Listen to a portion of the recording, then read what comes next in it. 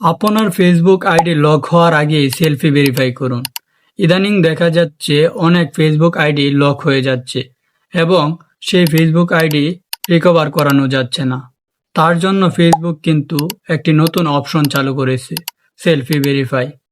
তো কিভাবে করবেন চলুন দেখাচ্ছি।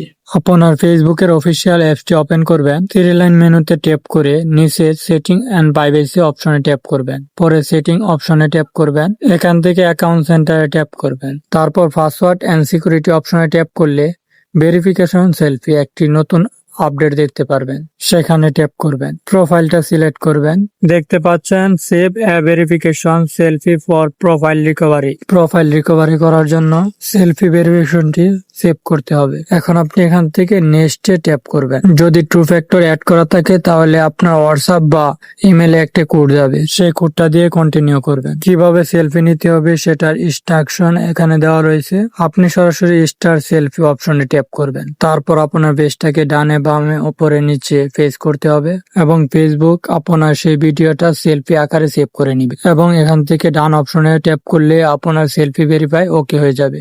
আপনি চাইলে এটাকে যে কোনো সময় আপডেট করতে পারবেন এবং ডিলিটও করতে পারবেন। তার জন্য ভেরিফিকেশন সেলফি অপশনে ট্যাপ করবেন, তারপর এখানে দেখতে পাচ্ছেন ডিলিট সেলফি, এখানে ট্যাপ করে আপনি ডিলিট করে আবারও আপডেট সেলফি এর মাধ্যমে নতুন সেলফি দিয়ে সেভ করতে পারবেন। আপনি যদি ফেসবুক ব্যবহার করেন যখন তখন এই ভিডিওটা আপনার কাজে লাগতে পারে, তাই এই ভিডিওটা শেয়ার করে আপনার ফেসবুক টাইমলাইনে রেখে দিন। ধন্যবাদ।